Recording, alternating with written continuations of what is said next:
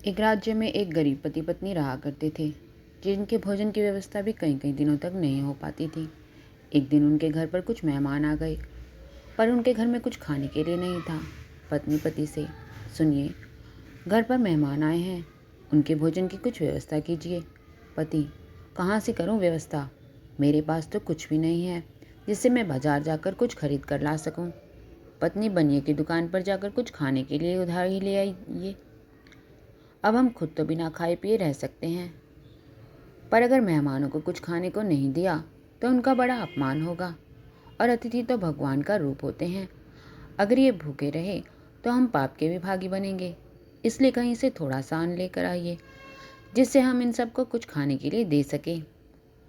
पति हताश होकर, ठीक है, देखता हूँ कहीं से कुछ खाने के लिए मिल जाए।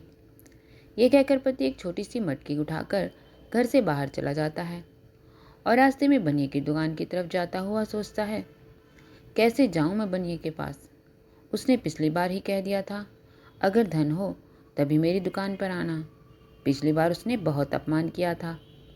इन्हीं विचारों में उलझा हुआ वह आदमी चला जा रहा था, और चलते चलते गांव के बाहर कब आ गया उसे पता ही नहीं लगा।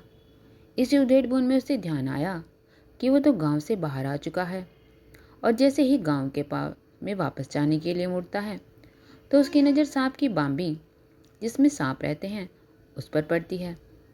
सांप की बाम्बी को देखकर वो एकदम से रुक जाता है, और उसके मन में विचार आता है कि अगर मेरी पत्नी की मृत्यु हो जाए तो सब रोने धोने में लग जाएंगे और मेहमानों को भोजन नहीं करना पड़ेगा, और इस तरह हम अतिथि का सत्कार न करने के अपमान से बच जाएंगे। यही विचार कर वो बाम्बी के पास जाता है और अपने साथ लाई हुई मटकी को बाम्बी के मुख के पास रखकर खुद घुटनों के बल बैठ जाता है और तेज आवाज में फरियाद करता है, हे नागदेव, इस मटकी में एक ऐसा भयंकर सांप भेजो जिसकी फुनकार से मनुष्य की मौत हो जाए। हे नागदेव, किसी ऐसे सर्प को भेजो जिसके छूने से मनुष्य की मृत्यु हो जाए। वह आदमी बार बार रोकर यही प्रार्थना करता है, काल रूपधारी अपने सर्प को भेजो। अपने मन में विचार कर रहा था कि इस सांप से मेरी पत्नी की मृत्यु हो जाएगी। वह आदमी रो रो कर यही प्रार्थना कर रहा था कि नागदेव, इससे एक ऐसा विशाल सर्प भेजो जिसकी फुटकार से मनुष्य की मृत्यु हो जाए। और मन में सोचता है कि अगर मेरी पत्नी की मृत्यु हो जाती है तो अब तो मुझे अतिथि को भोजन नहीं कराना पड़ेगा। और वह आदमी बार बार यही प्रार्थना कर रहा है कि नागदेव, मेरी इस मटकी में एक ऐसे भयानक सर्प को भेजो जिसके छूने से मृत्यु हो जाए। इधर बाम्बी के भीतर से नागलोक का रास्ता था, जहाँ नागलोक के राजा अपने परिवार के साथ रहते थे। नागराज के कानों में जब यह फरियाद आवाज गई तो नागराज कहने लगे, ऐसा कौन दुखिया है जो मृत्यु मांग रहा है? तभी नागराज का सबसे छोटा पुत्र उनके पास आता है। नागराज उनसे कहते हैं, पुत्र, जाओ और ये दुखी व्यक्ति है उसके दुख को दूर करो। नागकुमार जो जो आज्ञा पिताजी कहकर जाने लगता है। तो नागराज उसे रोककर कहते हैं, पुत्र, तुम मेरे सबसे छोटे पुत्र हो और सबसे छोटे पुत्र में अधिक स्नेह होता है। मैं भी तुमसे अपने सभी पुत्रों से अधिक प्रेम करता हूँ, इसलिए तुम केवल 12 वर्ष तक वहाँ रहना और उसके बाद वापस लौट आना। और उसके बाद नागकुमार राजकुमार का नागराज का आशीर्वाद लेकर वहाँ से निकल पड़ते हैं और बाम्बे के रास्ते होते हुए एक छोटे से सर्प का रूप लेकर उस मनुष्य की मटकी में आकर बैठ जाते हैं। व्यक्ति देखता है कि मटकी में एक सांप का बच्चा बैठा है, और तब वह उस मटकी का मुंह में अपने गमछे से बंद करके उसे उठाकर अपने घर वापस आ जाता है। घर आकर उस मटकी को वह व्यक्ति छीके पर टांग देता है और मन में सोचता है कि जब उसकी पत्नी इसे खोलेगी और देखेगी कि इसके अंदर का सांप उससे डस लेगा और ये मर जाएगी, और तब सब रोने धोने में लग जाएंगे और कोई खाना नहीं मांगेगा, और ये सोचकर घर से बाहर आ जाता है। उसकी पत्नी पूछती है, भोजन की कुछ व्यवस्था हुई? पति, हाँ, हो गई व्यवस्था, अंदर रखा है, जाकर देख लो। और एक एक खुद बाहर बैठ जाता है और ये सोचता है कि जब वह कुछ देर से इसके चिल्लाने की आवाज़ आएगी। पत्नी खुश होकर अंदर जाती है और भगवान की मूर्ति के सामने हाथ जोड़कर खड़ी हो जाती है और कहती है, भगवान, आपका बहुत शुक्रिया, आज आपने हमें पाप के भागी बनने से बचा लिया।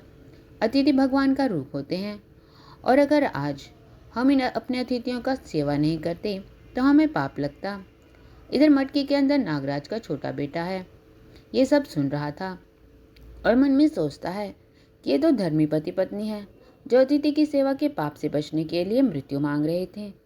यदि मेरे कारण इनकी मृत्यु हो गई तो मैं नरकगामी हो जाऊंगा।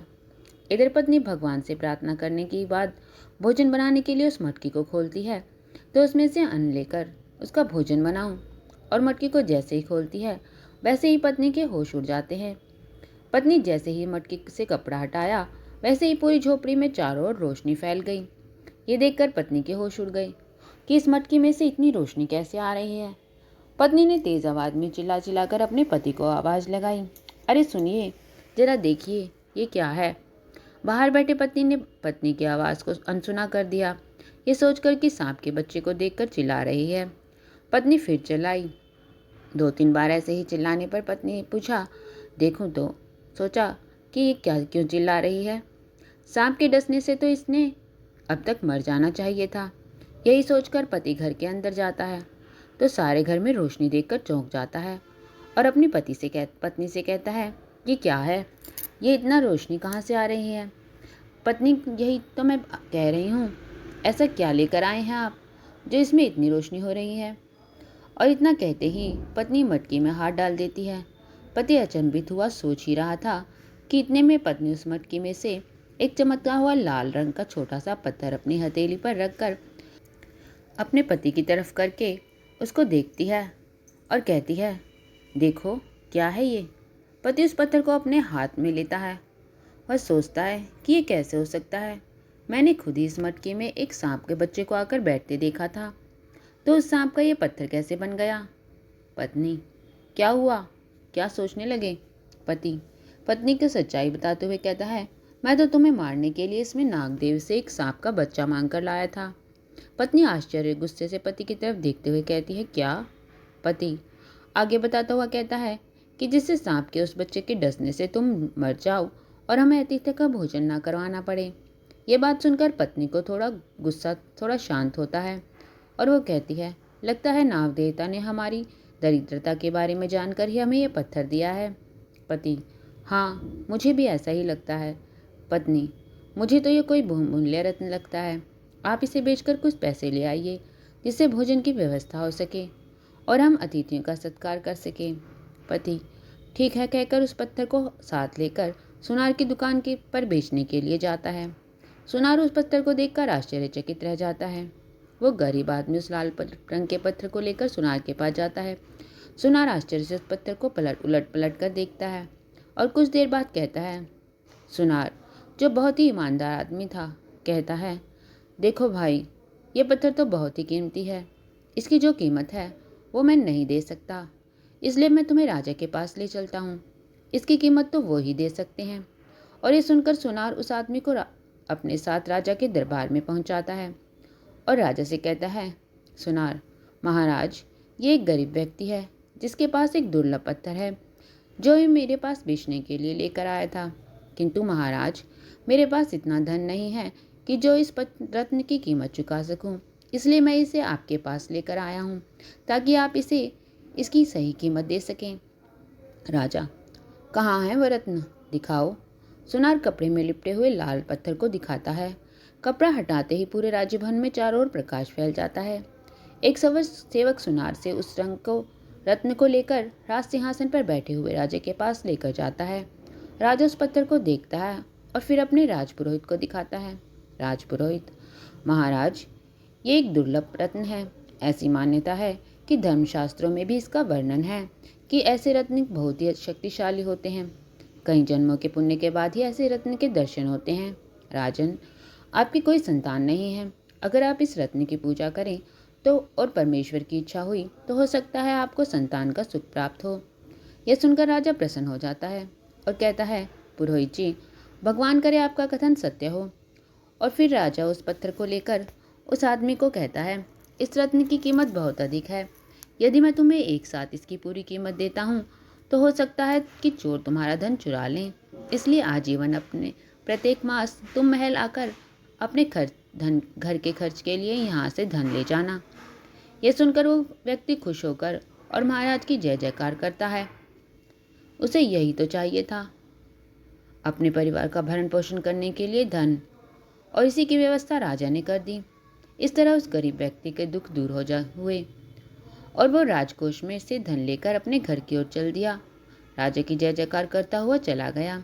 उधर राजा उस लाल रत्न को लेकर महल जाता है और महल जाकर अपनी रानी को रत्न देते हुए कहता है, महारानी, ये एक दुर्लभ और पवित्र रत्न है। राजपुरोहित जी का कहना है कि अगर इस रत्न की रोज पूजा अर्चना करी जाए तो इससे हमें संतान की प्राप्ति होगी। इसलिए रानी, आप इसकी रोज पूजा करना। रानी खुश होकर उस लाल रत्न को महाराज से ले लेती है और कहती है, जो आ गया महाराज, मैं रोज अत्यंत भक्तिभाव से पूजा करूंगी। अगर प्रभु की इच्छा हुई तो अवश्य हमें पुत्र रत्न की प्राप्ति होगी। रानी उस रत्न को लेकर अपने कक्ष में जाती है और एक बड़े संदूक में साफ और मुलायम वस्त्र बिछाकर आदर के साथ रख देती है और मन में सोचती है, कल सुबह उठकर स्नान करके इस रत्न की पूजा करूंगी।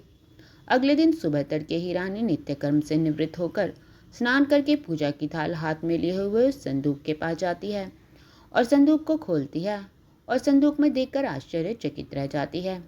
रानी दासी से कहकर महाराज को बुलवाती है। महाराज रानी के कक्ष में आते हैं। रानी संदूक के अंदर दिखती है और कहती है, स्वामी, ये देखिए, संदूक के अंदर एक छोटा सा नवजात बालक खेल रहा है। उसे देखकर महाराज आश्चर्यचकित होकर कहते हैं, ये बालक संदूक के अंदर कैसे आया महारानी?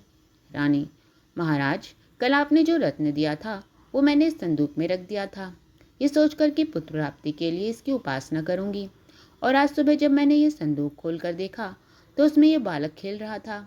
ये कहकर रानी उस बालक को गोद में उठा लेती है और फिर कहती है, महाराज, अवश्य ही वो चमत्कारी रत्न था जिसके प्रभाव से हमारा मनोरथ पूरा हुआ और हमें पुत्र की प्राप्ति हुई।